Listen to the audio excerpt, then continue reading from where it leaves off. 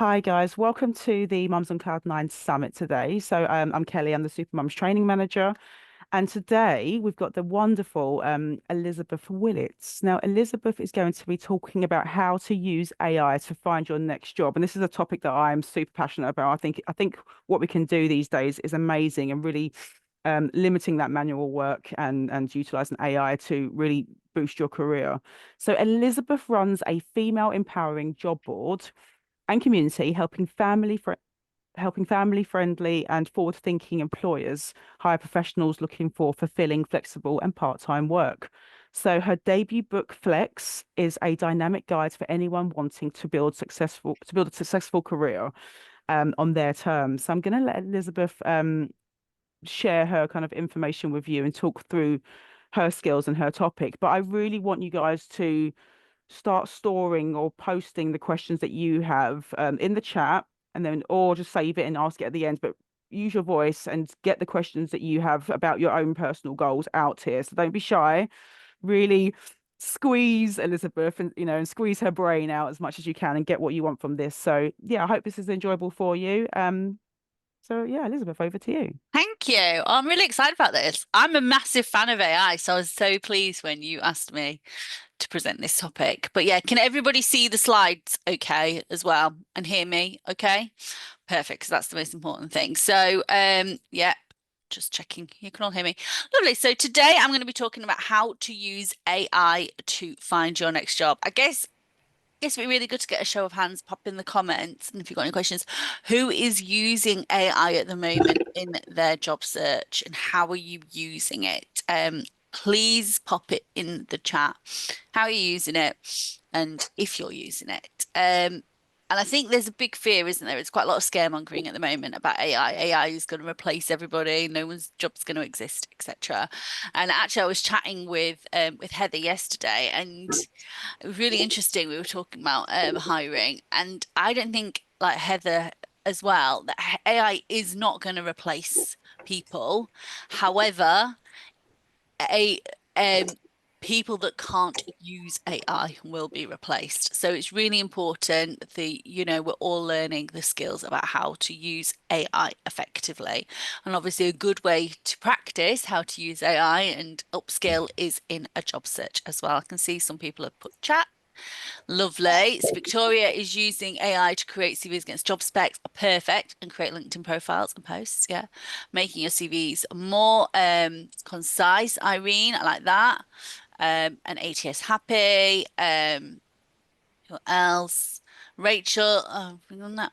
Yeah, Rachel is using it to upload CVs and cover letters with suggestions for interview questions, and Sarah's using ChatGPT to redo her CV for each job. Love it. And covering letter. Is anyone not using AI? And is anyone using any other AI tools apart from ChatGPT? That would be interesting. Let us know. But yeah, so AI, like I said, it isn't here to replace us, but it is here. It's saving people lots of time. It's increasing, everybody's productivity levels. I mean, I know I can certainly do so much more since AI than before AI. It's boosting confidence. Hopefully, if you're using AI correctly, you can see how much more brilliant your CV looks. When you run it through AI, and it opens doors that we didn't even know existed. So what is AI? What is it? So it's a technology that learns patterns in language, data, and behavior. Now it's been around for a long time, actually, if you really think about it. Already powers your day. So if you think about it, you get LinkedIn job alerts, you get Netflix suggestions. If you're on Amazon, you get suggested products. Um, Google Maps can, obviously follow you around, sat nav. It's actually been around for a long, long time, but it is just getting better and better and better. I was going to say every year, but actually a lot more frequently than that. Every every week it feels there's an improvement. But it's not about a robot taking your job at all. It's a tool that is helping you find a better one. So, da, da, da, da, da, da, da, da, da. I'm just seeing if there's anything else.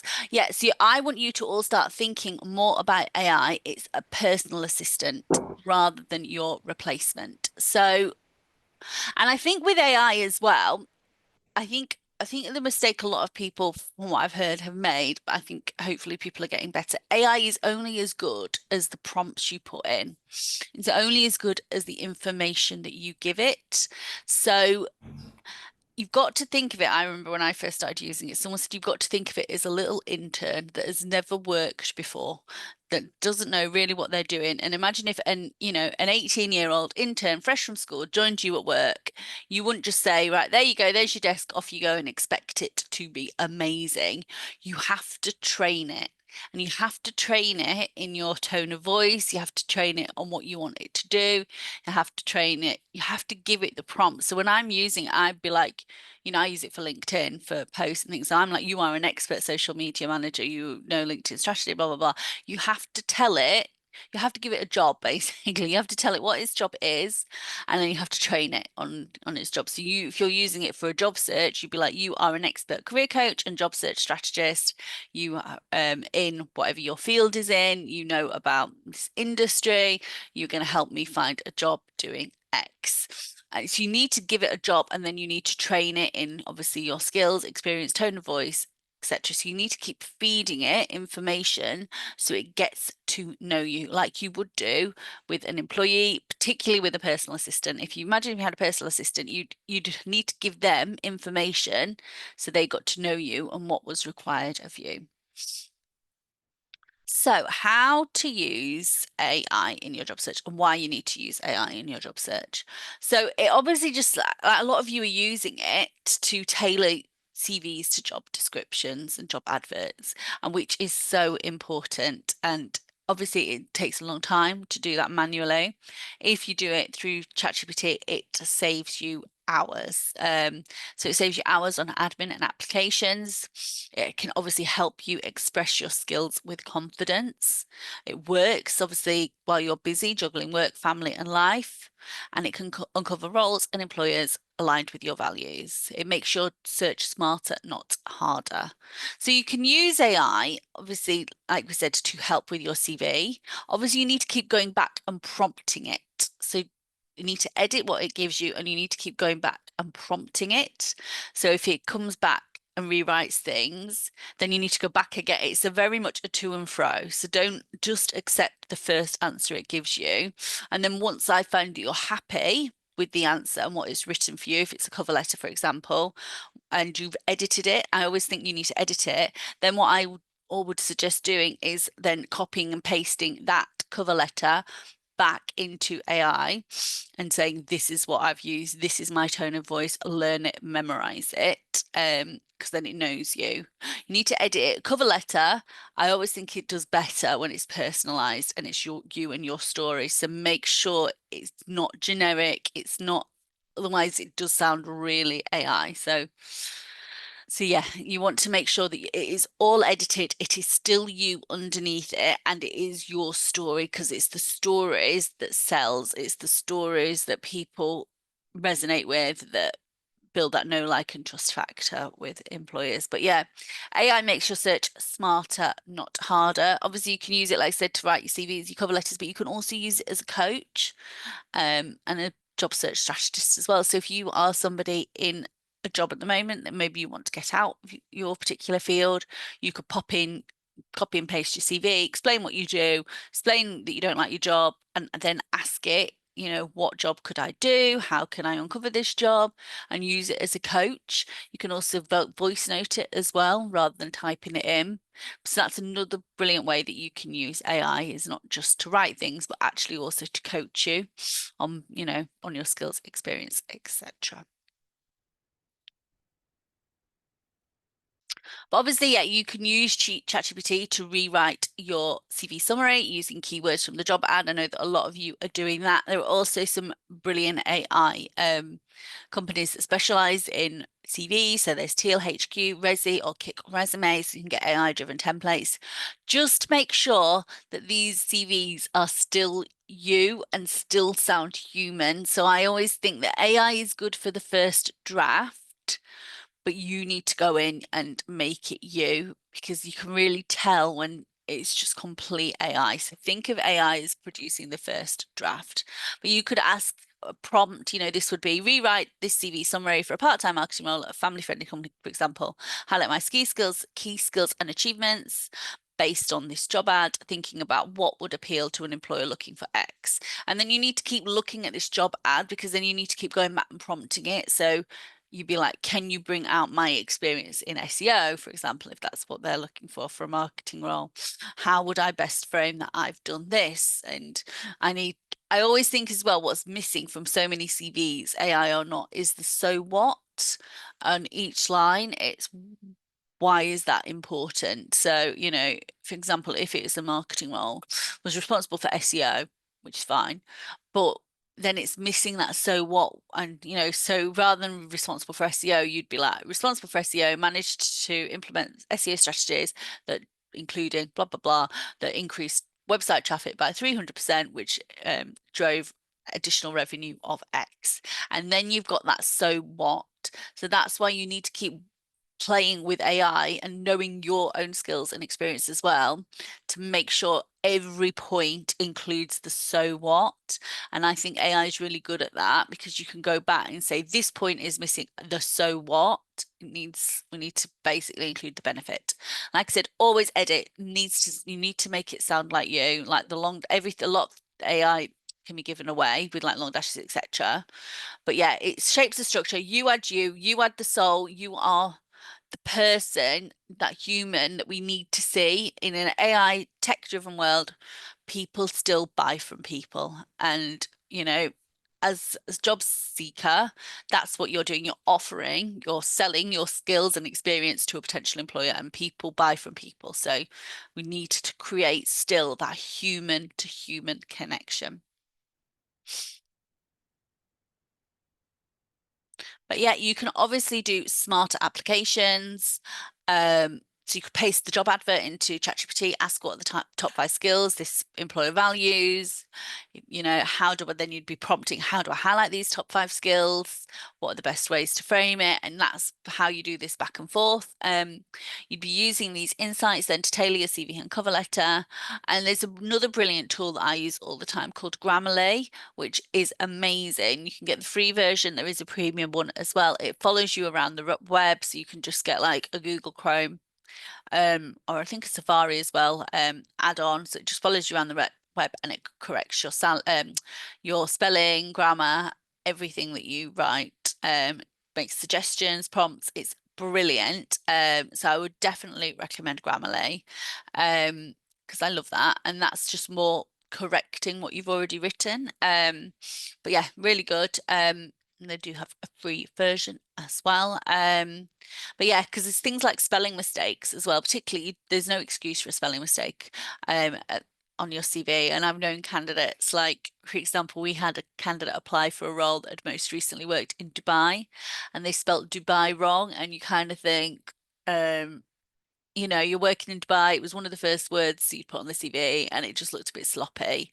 And then, as an employee, you start thinking, oh, is this person going to overlook things? So no excuse for spelling mistakes, particularly with tools like Grammarly, which follow you around the web. There's another one called Hemingway as well, which can adjust your tone as well, make suggestions. But yeah, it gives you focus so you can spend your energy where it matters. And obviously, you can find hidden flexible roles. So ask AI, which UK employers are known for hiring, if you're wanting flexible roles, known for hiring, hybrid or part-time roles in finance, HR, marketing. You can use Boolean searches on LinkedIn and Google Jobs. You can combine this with specialist job boards like mine, Investing in Women. I mean, you can also use, what I use a lot and recommend people use, is Google News, because you can see as well, and set up Google Alerts, because you can see, if you use Google Alerts, if you're interested in working for some particular companies, you could see when they maybe just won investment as well, because you get in a Google alert. And then if they've won an investment, they're probably now on a hiring spree. So it's at that point, before they even start advertising roles, you're getting in there before they've even advertised roles. Because actually recruitment's painful. I'm saying this as a recruiter. It's not easy to recruit. And if you're thinking about recruiting and then the ideal candidate just suddenly appears in your inbox, you're gonna be really tempted to circumvent all that recruitment pain because it takes you away from a day job, it's expensive, and hire that person. So there is well worth trying to get in these hidden, trying to find these hidden opportunities. So set up some Google alerts on companies you're interested in, because if they get investment, that's a brilliant time to message those people and be like, see, you've won that, well done. Congratulations. These are my skills and experience. If you think it aligns, I'd love to help you take your company to the next level, etc. So yeah, so that would be a way as well. You can sort of use AI if you like to set up that. Go on Google News. If you're interested in a company, you can also see who their competitors are, because then you could, try and reach out to their competitors. And then, yeah, obviously networking, not really AI, but in regards to the hidden job market, it is huge. So make sure that you can use AI actually to find, ask, ChatGPT, for example, what are any networking groups within my particular industry, then you could find those, join those, and then use things like LinkedIn to search for people that are in your companies you want to work for. You could be connecting with them, connecting with the recruiters. You could use AI then to ask it to think of messages you could send those people once you're connected with them. Obviously start posting on their commenting on their posts as well, so you get more noticed by them, you get recognized by them, and you use ChatGPT to think of things you could put on as comments on their posts, and definitely use ChatGPT to think of posts that will help you stand out in a sea of job seekers on LinkedIn, and also appeal to those particular people as well. How are you gonna, definitely be using AI to tailor your LinkedIn strategy, so you are, being noticed by the right people for the right things, and you can use it absolutely for posts, ideas, and things like that. Elizabeth, sorry, just a quick question from the group. Yeah. Um, for those of us who don't know what Boolean means, can we have a little brief on what that is, please? Yeah, so that's when you basically, I'm not a Boolean expert to be honest, but basically if you can like set up a thread on LinkedIn, and it's in like speech bubble commas things. So you'd be like marketing manager with SEO London. It's basically a long tail, and then but it's set up between like speech bubbles, normally speech bubbles or brackets. So it's like searching for this, this, and this, and this. So it makes it a really long search on LinkedIn and Google Jobs. So you can get quite a specific result back. So it's quite good if you're working in a niche and things like that. And we use it for finding candidates as well. We can use Boolean search. So we're looking for a candidate that has like ACA, I'm just using counting, ACA that has, and they're in London, and they've worked in banking, and they've used this system, and they've done forecasting, and they've done, so then we're getting exactly the right candidate. We're not, as a recruiter, then we've not got a search of like 1,000 people to go through. We might only have a 10. But that actually goes to show the importance then of including on, say, LinkedIn, your all your skills and systems that you think that are important, and relevant to the jobs that you're applying for. Because, like I said, we might be searching on something quite obscure like a system and things like that. So it goes to show that you need it both ways, but that's how you can really narrow down a job search as well. Yep, I'm trying. Is there any other questions, or shall I do them at the end? Um, I'll shout out if anything's relevant to a current slide, but Yeah, um, lovely. All right, perfect. But yeah, and then obviously, yeah, a lot of you are using AI as well on LinkedIn to use write your about and things like that. But yeah, absolutely. And you can use it to write your headline. Just make sure, like I said, it sounds quite personal and it's you. So don't just shove it all, whatever ChatGPT suggests. I always it's first draft basically. What ChatGPT suggests is first draft, tailor it, and with your LinkedIn, it needs to be actually kind of generic as well if you're a candidate, the headline bit. So like normally, for example, we are just going to be searching for a job title. So we would be searching for marketing manager, London, say. And therefore your job your headline on LinkedIn. You don't want anything too fancy. Like sometimes you'll get people like supercharge brands with, beautiful, amazing marketing material, but they're not going to be found then. If I'm just search, because I'm as a recruiter will only be searching on marketing manager. So think about, put yourself in the recruiter's perspective. What are they actually going to be searching on? Because LinkedIn works a little bit like SEO. So your profile needs to be littered with the keywords that you think recruiters are going to be searching on. And generally, it will be more generic stuff. Obviously, we talked a bit about the Boolean stuff. But yeah, if there is any systems or anything you've used, definitely pop those in as well. Language skills. A lot of people forget to put language skills on their CV, and I'm like, why? Because a lot of people don't speak any languages. So it really does, help you stand out as well. Sorry, Elizabeth, one more question in the chat. Yeah. Are there hidden jobs in LinkedIn? I thought hidden meant published, not published. No, there's not. Well, no, they won't be published on LinkedIn, but there is hidden, like the hidden job market is huge. So there will be companies that want to recruit that just can't be bothered to advertise. And those people will be on LinkedIn and we'll be talking about roles, thinking about roles. This is why the networking is so important and getting yourself out there basically and building connections because if, like I said, recruitment is painful, it's expensive, it takes people away from day jobs, it's a bit of a distraction. So if you message somebody on the right day as they are considering or have considered advertising, maybe they think, oh, we need a new HR manager. Um, oh God, we're gonna have to advertise it, and then you just message them on the right day, and they think, wow, this person's got all the skills I'm looking for. They're gonna probably interview you before going through the pain of recruitment to see if you're right, and that's sort of how the hidden job market works. Or if you've basically got known to them by commenting on their post, you've messaged them, maybe you've suggested a virtual coffee, maybe they don't have a role now, but actually in 3 months' time they do, and then they think, God, yeah, Tanya would be really good for this. I wonder if we should message Tanya. That's how the hidden job market works. Or, people like, oh, I'm recruiting for this. Do you know somebody? And then they go, oh yeah, I know, Sonia, she's really good. You should meet Sonia. That's just how all that works. So therefore, you need to be quite open that you're looking for work and tell people, and then that's just how that works. So then it's massive. The hidden job market, I think, is bigger, much bigger than the published job market, if that makes sense. Um, so finding career clarity, yeah, and then obviously the more senior you get, the more that happens as well because it's going to be done a lot of it on recommendations. So and the market just gets tighter and tighter and tighter the more senior you get. So yes, and make sure I think that networking is the best way for anybody to progress their career. Sorry, Elizabeth, Um, one more question on that yeah, topic before you turn over.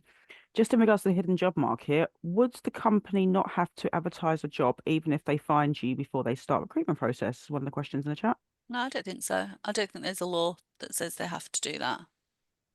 Some companies, like the bigger companies, might like to do that because it looks better, but no, I don't think there's a law that says you have to advertise every single role. So no, I think that's a myth. I think most jobs, companies would rather not advertise the role and do it that way and do it through who they know. And like I said, particularly the more senior you get, because those hires are more risky, there's more at stake. So they're going to be going on recommendations. They're going to be going on who they know. So that's honestly, I think a lot of it is who you know, what not what you know. And therefore, that's why networking and getting yourself out there is so, so important. But you can use AI to help you with that, to help you prepare for any network meetings, to help you prepare for those outreach messages on LinkedIn, to help you write your posts. So you're starting to build that network. Yeah, and then obviously we talked about using AI as a career coach. So if you're unsure what's next, you could ask, based on my background in HR and love of writing, what flexible roles or could I explore if you want flexible? And there's some brilliant little AI tools as well. So Career Copilot, Future Fit AI, or ChatGPT, which we all have used. You can use the answers as inspiration, not instruction. obviously AI, like I said at the beginning, it reads patterns.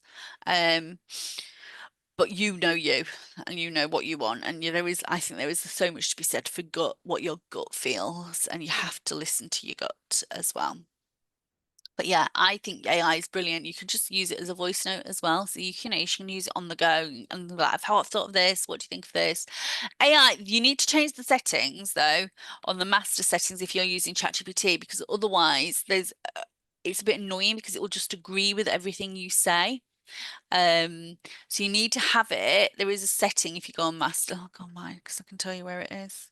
Because you need to do it, otherwise it's just going to agree with everything you say, even if it's like a bonkers idea. So you need to change the settings. I think it's under personalization. Uh, and then there's like advanced, and then you can basically change it. So you're like, you need to challenge me basically. I don't want you to agree with everything I say because otherwise it's just going to be like an echo chamber. But yeah, there is a setting under your profile bit if you click on that in ChatGPT. So change it because otherwise, yeah, like I said, it's not really going to coach you. It's just going to be like talking into a mirror. But yeah, and then obviously you can use it for your interview help as well. In the past we'd have worked with a friend maybe or a coach or whatever to practice interview questions, but actually now you can use ChatGPT as well. So you could pop your CV into the job into ChatGPT, pop the job description, and then you just say what interview questions might I get for this particular role. And then you could then ask it then to provide example answers that will demonstrate my teamwork, adaptability. Obviously use it to practice. I love the voice note section because you can literally have a conversation with it. You can do the back and forth. So you can ask the question to you, you can record the answer back, then say, can you give me feedback? And then you'll get the feedback and then you can know what to improve. So I think it's brilliant to practice your interview. You can also, obviously, if you don't want to use ChatGPT, you can just record your answers on your phone, play them back, and think, what would I improve? How would I make that sound better? But it's a really good way to practice. But remember, it's still you know, and I think it's the stories now that sell more, the personal stories, in an AI-driven world. So we want to know what stories you have because that is the human element that AI can't really recreate at the moment. So the stories are yours. But yeah, so I'm nearly at the near the end. But yeah, the human edge, like I said, so that it can't replace authenticity, empathy, courage. It can't replace you, your stories, your memories, who you are, what makes us human. And that's the stories. That's why the storytelling comes in. Employers hire people who connect. It's that human to human. And I think we honestly connect humans with stories. If you look back, think about caveman times, everyone would be sitting around the fire and telling stories. So it's the stories. You need to feed the stories into ChatGPT. It's fine to use it, and then it will obviously refine how it sounds, but they're your stories. So you could be using that for LinkedIn. On your cover letter, it's the why you wanting this job, what experience have you had in the past, unique experience to you that makes you want this job, that makes you want to work for this company. Thread it in. So I worked with a lady that had done a property, I think she'd done interior design or something, she'd done a course, and then she found this property company, and she was an accountant by trade, and she applied, but then her story was she loved interior design, she'd done this qualification, why she liked interior design. That was her story, and that is what stood out on the cover letter. And then the employer even said, oh, I love the cover letter, it really stood out, it wasn't generic, it was her story. But yeah, so let AI handle the admin. You bring the magic, you bring who you are. I said it amplifies your voice. It can make it sound better, but you own it. You own you and what makes us human. Um, yeah, and then obviously next step. So try one small AI experiment this week. Maybe let me know what do you think is going to be your small AI experiment this week. Pop it in the chat. It might be going on one of the other new AI tools we talked about. It might be downloading Grammarly. It might be using it as a coach. It might be using it to voice note. It might be using it to practice your interviews. It might be using it to rewrite your LinkedIn or think of some outreach messages you could do. What AI experiment are you going to try this week that you haven't done before? You can obviously share your favorite prompt on LinkedIn, tag me. We've got so many fab jobs on our job board at the moment, investingwomen.co.uk. So make sure you go on there. And yeah, remember, AI isn't here to replace us, it's here to release us. And I think it's here to supercharge what we already do. So yes, I think that's something to remember. Let me see what the chats are. Oh, lovely. So we've got Victoria wants to identify contacts and companies that she wants to target. Irene wants to do interview prep, study play of what to review. Oh, Connie, are there daily usage limits for AI? Yeah, there is. If you've got the free one, I pay for the prescription. I don't know if other people pay for it when job searching. It's only like £20. The premium one. And obviously if you want, yeah, there is obviously the security thing because you put about uploading your CVs. What I would do is just I wouldn't include obviously your personal bits and bobs like your email address, your phone number, etc. So just all the important things. But yeah, the 20 quid one, I think is worth the 20 quid because I'm like, you won't get a personal assistant for £20. It's really good, the pro one. Kelly said to list goals for 2026. Yeah, Sarah used what stories I can use to make me stand out. Boolean searches. Marta's using ChatGPT to have your CV and improve it. Da, da, da, da, da. I think that's, if anyone's got any final questions, I think that was my last slide. Oh yeah, here we are, useful tools. So make sure you write these down. So there's ChatGPT free and plus. The plus one's really good because you get, I think it's just like the latest model on the plus one. And so yeah, and I don't think you get like a daily limit and the answers are really good. So there's Teal HQ, which is a job tracker and CV tailoring AI service. RESI is an AI CV builder. JobScan, you can use it, keyword match checker. Grammarly, I love Grammarly, polish writing. And then Best Women's our job board as well.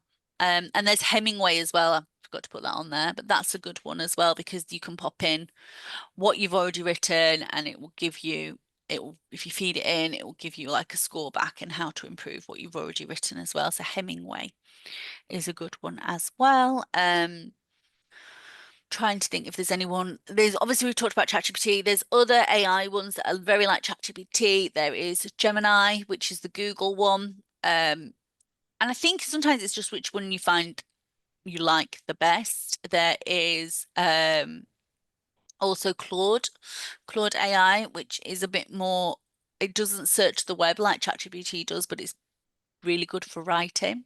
So you could try Claude, and there's a free and a paid version for that. So yeah, you could probably try the free one, see what you think, see which one you think produces better results, and then probably only need one or the other, but then you can sort of think this is the one I'm going to work with. Trying to think if there's any other AI ones that I would recommend for. There's one little question in the chat from Sarah. Yeah. Just asking about is there anything you'd recommend in terms of that? I think she feels her age is going against her when looking for work. Is age normally an issue? Um, I think, do you know what? I'll be honest, I think it is because I've read so many stories about it. I don't know how old you are, Sarah, but I have read that there is, yeah, I think there is some discrimination with age. So what I do with my clients is I tend to take off roles, um, or I just like group them together. So I kind of think your last 20 years of experience is probably the most relevant anyway and the most of interest. So then anything before that, we would just put pre whatever you were doing, I don't know, accounting career or early career, and then just list a few without including the dates.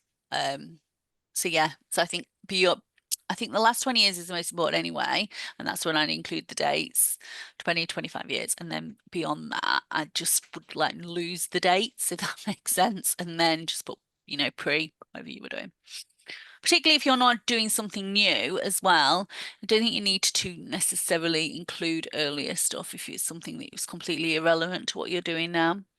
But yeah, unfortunately, I do think there is that, and that isn't to say it's impossible to get a job at all, and it's completely illegal and it shouldn't be happening.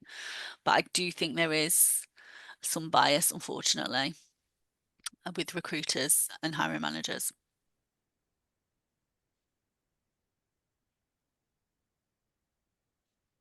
Da, da, da, da. Is there anything else that somebody said? Any other questions, guys? Thank you, Elizabeth. Elizabeth, can you put your Investing in Women website link in the chat for everybody to go and have a look Yeah, at, and also a thanks. link to your book as well if they want to have Oh yeah, thanks. Yeah, I will. a little read of that. Guys, in the beginning of the chat, I've also put the same link Heather put down for the Mums on Cloud9 Summit for the schedule for today. I just wanted to add something to what Elizabeth was saying because sorry, I'm so obsessed with this topic. I'm Oh, literally that's using all right. ChatGPT for my life, and I pay the prescription one. But what I would recommend also is most people just use the main ChatGPT page. Start creating mini GPTs and projects for things you or my friend Oh, you went quiet there. and who me. Yeah, yeah, yeah. Oh, I must have sat on my cable. I always tell my colleagues and friends to actually have a co-pilot for job hunting. So job hunting co-pilot and create a mini GPT for that and just feed it your CV, feed it the kind of information that you want to give it.